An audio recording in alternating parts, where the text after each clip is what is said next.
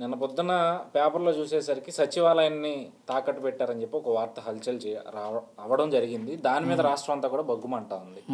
So Chandrababu Naidu గారు కూడా స్పందించడం మనం చూసాం. సో అసలు ఈ తాకట్టు పెట్టడం సచివాలయాన్ని ఎట్లా చూడాలంటారు? మనుషుల్నే తాకట్టు పెట్టాడు. బిల్డింగ్లో ఒక లెక్క, తాగుబోతులను తాకట్టు పెట్టి 30,000 కోట్ల రూపాయల అప్పు తీసుకొచ్చినటువంటి గనుడు జగన్మోహన్ రెడ్డి.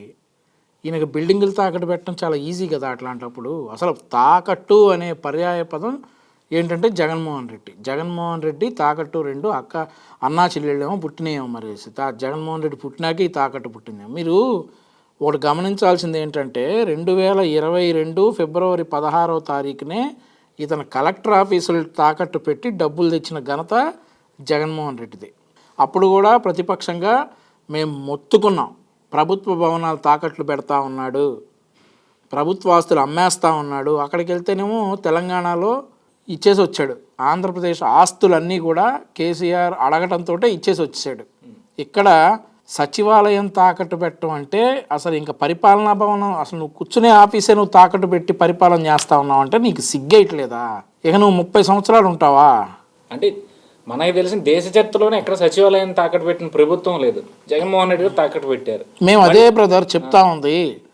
2019లో చంద్రబాబు నాయుడు గారు మొత్తుకున్నారు, ఇతను వస్తే అమరావతి ఆగిపోద్ది, ఇతను వస్తే పరిశ్రమలు వెళ్ళిపోతాయి, ఇతను వస్తే రాష్ట్రం అప్పులు పాలవుతుంది, ఇతను వస్తే రాష్ట్ర ఆస్తులు తాకట్టు పెడతాడు అని చెప్పి చంద్రబాబు నాయుడు గారు మొత్తుకుని దండం పెట్టి జనాల్ని ఓట్లేయమని అడిగితే మరి ఇతను ఏం పీకుతాడనో ఏం పొడుస్తాడనో ఒకసారి చూద్దామని చెప్పి ప్రజలు కూడా మోసపోయి అతని మాటలు నమ్మి ఓట్లేశారు. ఇదే చంద్రబాబు నాయుడు గారు 2024లో ఇంకో మాట చెప్తా ఉన్నారు, ఈసారి ఇతను వస్తే మీ ఇంట్లో ఉన్నటువంటి మిమ్మల్ని తరిమి కొట్టి మీ ఇళ్ళు కూడా అమ్మేసేటటువంటి పరిస్థితి వస్తుంది అని చెప్పేసి ఇప్పుడు చంద్రబాబు నాయుడు గారు చెప్తున్నారు. 2019లో చంద్రబాబు నాయుడు గారు ఏదైతే చెప్పారో అది అక్షర సత్యమైంది. 2024లో మళ్ళీ జగన్మోహన్ రెడ్డిని కనుక ప్రజలు గెలిపిస్తే చంద్రబాబు నాయుడు గారు ఏదైతే చెప్తా ఉన్నారో ఖచ్చితంగా మీ ఇళ్లల్లో నుంచి మిమ్మల్ని బయటికి లాక్కొచ్చి కొట్టి మీ ఇళ్ళు అమ్మేసి వాటి మీద బతుకుతాడు ఈ జగన్మోహన్ రెడ్డి. ఆంధ్రప్రదేశ్ రాష్ట్ర ప్రజలందరూ కూడా గుర్తుపెట్టుకోవాలి ఈ మాట. అంటే ఇప్పుడు కొడాలని దాన్ని సమర్థిస్తా ఉన్నారు కదా. వాడు సమర్థించండి ఏంది బ్రదర్, వాడి మాటలు కూడా ఇంకా లెక్క చేస్తామా? 2019లోనే వాడు బఫూన్ అని చెప్పి మాకు తెలుసు. వాడి బూతులు, వాడి మురుగుడు, వాడి గొట్క, వాడొక బఫూన్ అని చెప్పి అందరికీ తెలుసు. వాడిని కూడా ఇంకా వాడి మాటలు కూడా లెక్క చేస్తామా? సమర్థించక ఏం చేస్తాడు? ఇప్పుడు టికెట్ ఇవ్వాలి, గుడివాడ టికెట్ ఎట్టి పరిస్థితుల్లో ఇచ్చేటట్టు కనపట్లా. టికెట్ ఇవ్వాలంటే జగన్మోహన్ రెడ్డి అదిగో పిల్లిని తీసి పులని చెప్పమన్నా కానీ ఈడ అదిగో పులే నిజమే అని చెప్పాలి. వాడు ఏం చేస్తే ఈడ చెయ్యాలి, తప్పదు. సమర్థించక ఏం చేస్తాడు? మనలో మన మాట చెప్పండి. అంటే ఇప్పుడు లేదు జగన్మోహన్ రెడ్డి తాకట్టు పెట్టడం చాలా తప్పు అంటాడా? ఈడు అనలేడు కదా. కాబట్టి వాడికి ఇష్టం ఉన్నా ఇష్టం లేకపోయినా జగన్మోహన్ రెడ్డి నిర్ణయాన్ని సమర్థించడం తప్ప వేరే ఆప్షన్ ఏమైనా ఉందా కొడాలని అనే కుక్కకి?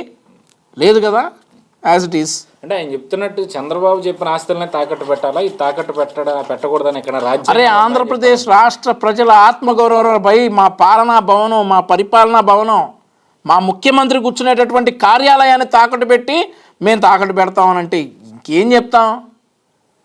మా ముఖ్యమంత్రి కూర్చునేటటువంటి పరిపాలనా భవనం అది. ఇప్పుడు మీ సమ్ ఎక్స్పర్సన్ బ్రదర్ వాళ్ళ ఇల్లు ఉంది, వాళ్ళ ఇంట్లో వాళ్ళ నాన్నగారు కూర్చునేటటువంటి కుర్చీ ఉంది.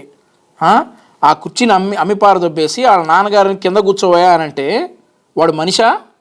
మా ఆత్మగౌరవం, మా రాష్ట్ర ముఖ్యమంత్రి కూర్చునేటటువంటి కార్యాలయాన్ని అప్పుగా తాకట్టు పెట్టేస్తే ఎవడికి చెప్పుకోవాలి?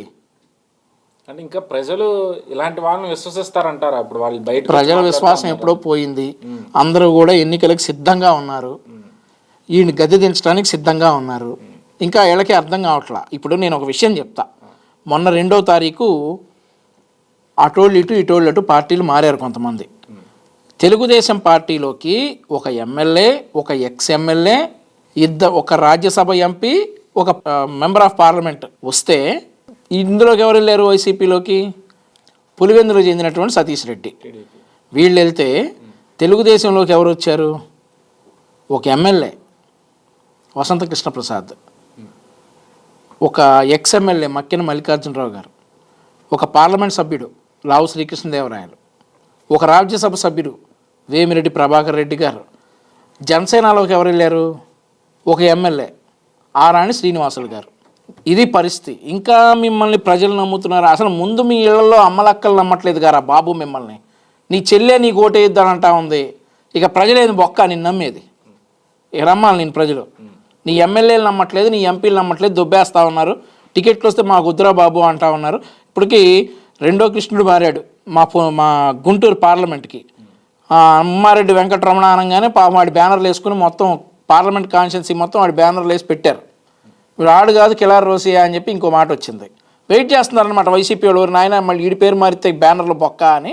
ఇంకా వాడికి ఎవరు బ్యానర్లు కూడా వేయలా. అదే ఆ పార్టీ పరిస్థితి. ప్రశాంత్ కిషోర్ కూడా ఓటమి కాదు భారీ ఓటమి వస్తుందని చెప్పి వ్యాఖ్యలు చేశారు వైసీపీకి. దానికి కౌంటర్ ఇవ్వడం జరిగింది. ఏమన్నాడు మా ఫ్రూట్ మంకీ? 4 గంటల చంద్రబాబుతో కలిసి ఆయన చెప్పిన స్క్రిప్ట్ బయటకు వచ్చి చదువుతున్నాడు తప్పితే ఆయనకి తెలుసు అని చెప్పి అన్నాడు. నీకెందుకురా ఆ నెల్లూరు పార్లమెంట్ కోఆర్డినేటర్ గాను ఏదో పెట్టారు. ఇన్ని రోజులు నువ్వు కోతికి కొబ్బరి చెప్పించినట్టు నీకు ఆ ట్విట్టర్ ఇచ్చారు. ఆ ట్విట్టర్లో నీ ఇష్టం వచ్చినట్టు మొరిగావు. గెలిచి చూపించి ఇప్పుడు ప్రత్యక్ష ఎన్నికల్లోకి వచ్చావు కదా, నువ్వు గెలిచి చూపించి అప్పుడు మాట్లాడు. నువ్వు కూడా మొరిగేవాడి అయిపోయావు విజయసాయిరెడ్డి. ఇక నీ దాకా వచ్చిందంటే, అసలు విజయసాయిరెడ్డి పోటీ చేసేంత దాకా వచ్చిందంటే నెల్లూరు పార్లమెంట్ క్యాండిడేట్లు దొరక్కే కదా విజయసాయిరెడ్డిని పెట్టింది. లేదంటే ఆయన పిచ్చిన ఏంటి విజయసాయిరెడ్డి జగత్చంత్రి, పెద్ద కంత్రి విజయసాయిరెడ్డి. ఆయన రాసిన లెక్కలతోటే ఈరోజు జగన్మోహన్ రెడ్డి 1,00,000 కోట్లు దొబ్బింది. అట్లాంటి విజయసాయిరెడ్డి కూడా పోటీ అనివార్యం అయింది అని అంటే అక్కడ క్యాండిడేట్లు దొరక్క విజయసాయిరెడ్డిని దింపినటువంటి పరిస్థితి. మనసులో అనుకుంటా ఉంటాడు, అమ్మ నీ అమ్మ ఎట్లా ఇరిగించేసాడు ఏంటారు నన్ను అని. ఎవడన్నా దొరుకుతాడా నెల్లూరుకి తప్పుకోవడానికి రెడీగా ఉంటాడు విజయసాయిరెడ్డి. చూసుకోండి మరి. ఇంకా విజయసాయిరెడ్డి కూడా కంటెస్ట్ చేసే స్థాయికి వచ్చాడంటే ఇక పార్టీలో క్యాండిడేట్లు దొరకలేదు, క్లోజ్.